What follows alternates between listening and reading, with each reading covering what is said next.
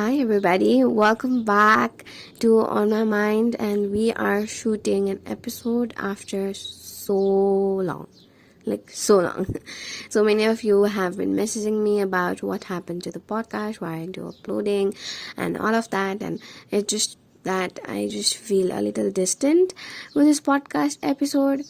Not episode, but like whole podcast. I want to rename it because a famous YouTuber I know also has the same name and everything, and it just makes me feel a little sad.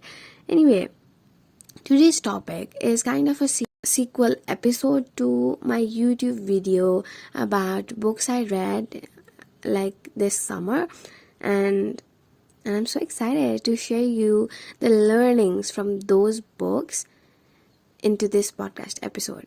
Now, if you have not read any of these books, and if you are listening on YouTube, you can skip through the timestamp and do your thing. But if you have read all of this, and if you are not even planning to, then you can listen to the whole thing, obviously. The reason I wanted to make an episode where I shared what I learned from these all fictional characters is because people usually tell me, like, why do you read fiction? It's not going to give you anything in, like, any input in life and all those kind of things, and it makes me feel like, no, but it's so not true, because I learned so much and I have a very reflective mind. I try to reflect so much on what I read, and whether I liked it or not, look through it from different perspectives. Sometimes a book I liked so much is trash to somebody else, and I listen to their valid points as well for that. And obviously I may or may not change my mind, but what I meant to say is, like, there is always more to this story, and literature in all shapes and forms is so important, and people need to realize it, you know what I mean? So yeah, let's start this episode the way I started my YouTube video. First of all, we will go through all of the books that I read in sequence, and then I'll share you what I learned from it. First book was Song of Achilles. It's a Greek mythology about Patroclus and Achilles, and it's gay, it's cute, it's a adaptation version of the real thing. Next up we have Beach Read, which is a rom-com kind of situation. It is very cute and has amazing characters. I think Enemies to Lovers, really nice. Next, Love Hypothesis is Grumpy meets Sunshine, and this professor meets a researcher from different department, fake dating, all these kind of stuff. Seven Husbands of Evelyn Hugo is a fictional novel by Taylor Jenkins Reid, and she tries to, give an autobiography, you could say, about not really autobiography but like biography about Evelyn Hugo, who was an old Hollywood film star. Next up we have They Both Die at the End, and it's a book about it's a fictional book where people know when they are going to die in midnight, and they have the whole day to make their life worth it. And yeah, next up there is Red, White and Royal Blue, which is about the first son of United States and the Prince of Wales falling in love with each other. And lastly, It Ends With Us is a fictional story written by Colleen Hoover, who is a well-renowned and very popular author. She also wrote this book through her own experience of, her mom being in a relationship like that. This is trigger warning, abusive relationship explanation, and I think she does a good job in it. Now, let's move on to what I learned from all these books. Okay, sudden change and shift in voice because I just had to use the bathroom. It's literally 6:50 in the morning. The first thing that I did was wash my face and brush my teeth, and the second thing was I sat down to record this podcast episode because it gets so noisy, and I tried to lower it, but yeah, in some way it finds me. I live in this weird ass city. Anyway, moving on, we were talking about what I learned. So we will be starting off with the Song of Achilles. I think Song of Achilles describes, firstly, really gives an amazing example about this debate that happens in psychology, which is determinism versus free will, which basically means whether something, like whether everything that we do is already decided by the other actions which we have taken before, or whether it's free will, that everything is under our control. And there are many examples about determinism because it is what explains it all together, and so does this book. Like, this book also falls under the same category. In this book, the halfway through the book, like, the reader will know that the main character is gonna die. So that fate can't be changed was one of the assuring beliefs I got through this book, because it kind of makes more sense that it is based on determinism. It is already determined by the fates. And yeah, I'm sorry if that sounded too academic for you. Next up, I think, from this book is this ego Achilles had. At the end of the book, Achilles has this ego that I'm not going to fight, because he was humiliated by one of the members, and he was like, I'm not gonna fight. And then because of that, so many people died, and Patroclus went in forward, and it was like that moment I hated Achilles so much, because he was so acting like a child firstly, and then his ego literally blinded him. And honestly, when other people are hurt because of your ego, it gets bad. So I know Achilles did not feel really good after, later, but still, ego is an enemy of everyone in this world, and we need to kind of take control of it. Sometimes, for me, when people used to talk about how you do meditation but you cannot even control your anger to me, I used to get so offended, and my ego would burst, and I would get more angry. But nowadays I'm like, okay, you do you, boo.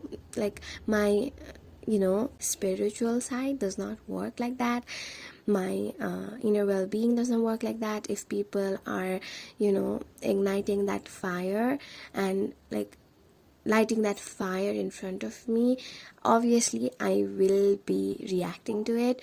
And not to react, that we will it can also bring out another few dimensions which I don't really want to be a part of. For example, if I stop reacting, maybe I will not be happy or stuff like that, because in that aspect also I will stop reacting. Anyway, we moved away lot far from the actual learning. Next up, we have love finds its way. The last ending bit as well, it made me fucking cry, but still, that last ending bit, and also the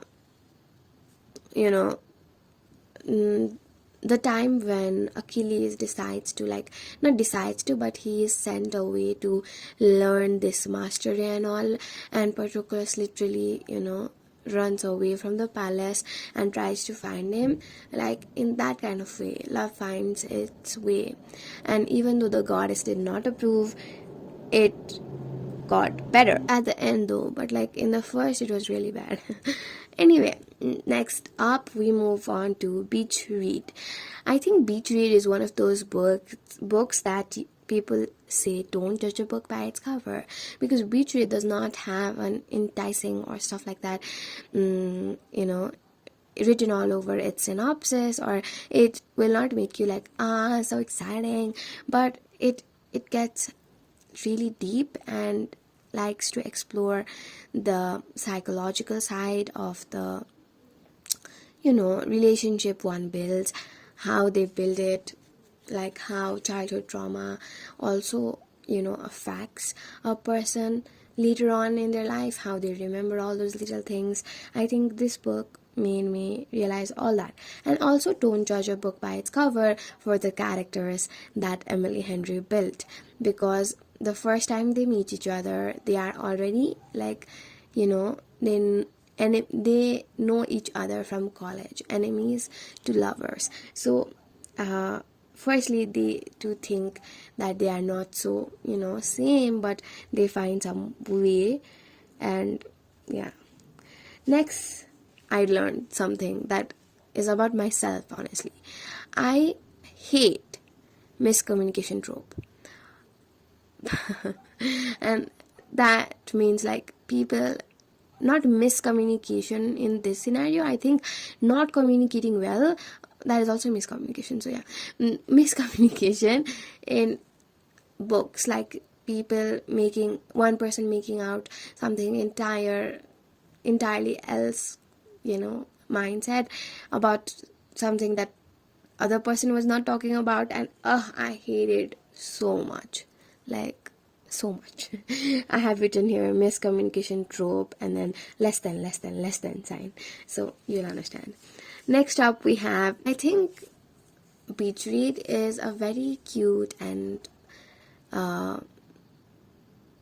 romantic novel, because obviously rom-com, but I think it explains really well how, what should you look out on a person, and how, like, what is the way you date. For me, I think I do not really like when guys are like unexpressible in books, and in this book the guy named Augustus his name is, and is something like that. And for some reason, when these kind of people start to express their feelings and become like the amazing wholesome characters at the end of the book, I think I really like it that way. Maybe because it collides with my life, but yeah, need someone to feel overwhelmed that you exist is because in this book the guy says, when you are sleeping, I feel overwhelmed that you exist. And I think it is one of the most beautiful quotes I've ever read. Next up, we have Love Hypothesis. And I think the first thing that I learned from this book, hypothesis, my friends, I already knew from before. I'm a psychology student. But hydrogen bonds are the weakest bonds. I knew that as well, but like I am not so great, like attentive in science and stuff. But yeah, hydrogen bonds are weak. I knew that. And then I think from Love Hypothesis, I got to know about human anatomy and also about research fields and all of that. Human anatomy, because the sexual scenes, I literally could not figure out words. So yeah, I'm dumb. Anyway, that. And then I think I understood how sexist academia is. And I think the writer really tried to, underline that part much, because she was also from the same field, and yeah, she knew what she was talking about, I feel like. And yeah, people who are in this engineering and doctors and all of these kind of people are really associated with men all the time. So I could understand where she built those characters from, and it's a really sexist world out there, and I think it does an incredible job for the romance lovers to find its way into this thing. Then we have Seven Husbands of Evelyn Hugo, and obviously firstly I'm going to say about celebrities also being humans, because we kind of forget that, we as in you and me, both friends, both of us, and how much depth someone has outside of what you see. Like, you think like because you watch Keeping Up with the Kardashians, you know everything about their life, but maybe not, right? So yeah, that's something I try to remind myself time and again, that celebrities are also real humans, and they have so much than just this one part that people are trying to highlight about. And next up, I think I learned about story of bisexual people really, like, still people talk about how there are more um, LGBTQ people coming out of their closet, and how there are more, and how this is like a cult or something. And I think for those people, they really need to read these kind of books, because it makes you realize that it has been there all along and people had to hide it. And after so many, like, oppressed, repressed all these years, finally the, like, world is in almost a good space, except for some people, but yeah. So yeah, it highlighted the story of bisexual people, which I had not read except for Heartstopper. So yeah, that was cute. Next up, obviously, old Hollywood. And I really like books that are based in the past, as you can see. And yeah, it makes me take myself to another reality, which happened, but it happened like long ago. Next up, They Both Die at the End. This book, I did not like it very much, but one thing that I really like, that really stuck to my head from this book, is how uncertain our life is, how vulnerable we are, and all, like, these people in this book, they get a call from Deathcast, and they will know when they are gonna die. But for me, I might be walking on the street today and get hit by a car, and that is kind of, scary world to live in. And it kind of made me think more about death. And yeah, basically that.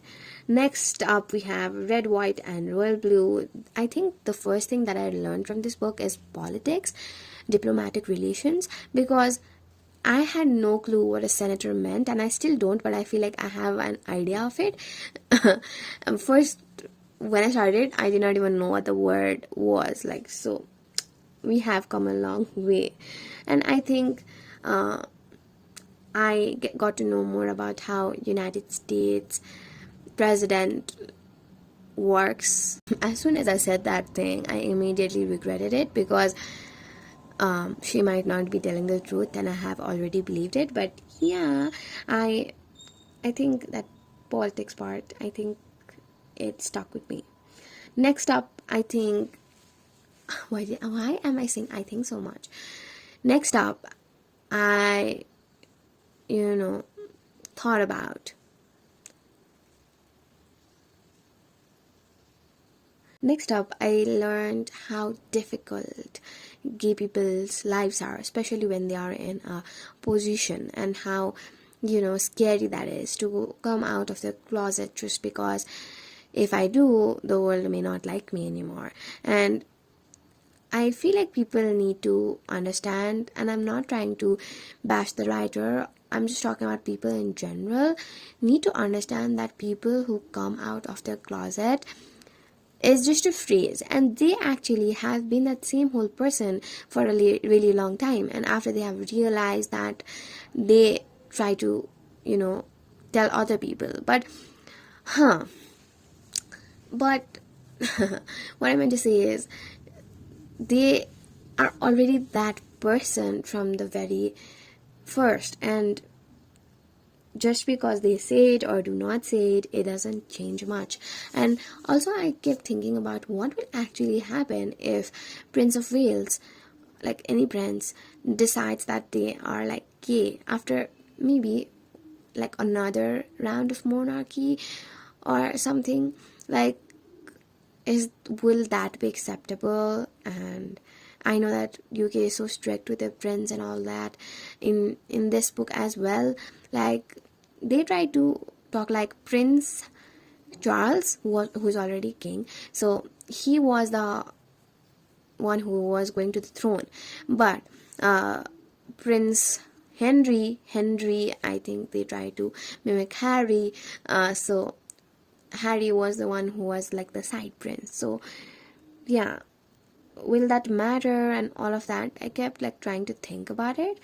Next up, a little biasness I experienced. I learned that the writer is actually American, and in this book she tries to downplay, or like make, let's say, just like the British family as the villain. And it was kind of like because British people reading those stories are gonna be like, what the heck. So yeah, although it may be true, still it ends with us. This book kind of like broke me into tiny pieces, but yeah, we will still talk about it. First thing, I want to talk about how people are not seeing red flags. Like, how do you not see that Ryle is a red flag from the very beginning? I did not get happy by him, and I kept hoping that Lily gets to Atlas, and it did happen at the end. But oh my god, what a roller coaster ride, what traumatizing incidents. So red flags, I think I like understood from the very beginning that someone who just wants your body at the very first. I know that people like to say that attraction is the first step of love and all of that. True, but it doesn't mean that you literally say, I want to fuck you the first time they meet, right? The next thing that I learned from It Ends With Us is how difficult is letting go. I think the writer really explains it well, how difficult it actually is, the letting go bit. Because in this one scene where they like the abusive thing happens and Lily and Ryle stand by each other, and then Ryle tries to come one step forward and Lily takes two back. That bit kind of like broke me so much. But still, yeah, I'm trying to talk about how people, even if they want to stay together, they should not stay together for, like in this case, Lily wanted her child to feel safe and sound, and there are so many different aspects. Also, I realized that I would not want a child with my abuser if it happened so by any chance. Like, why is she keeping the baby? I was like screaming, crying, all those things the whole time. Yeah. So anyway, firstly, and that, moving on with that, I want to also say that do not marry someone right away. Do not marry someone into the impulse. You need to first get engaged and all of that. All that ritual is because you need to feel like, oh yeah, this is happening. You need to process it, I feel like.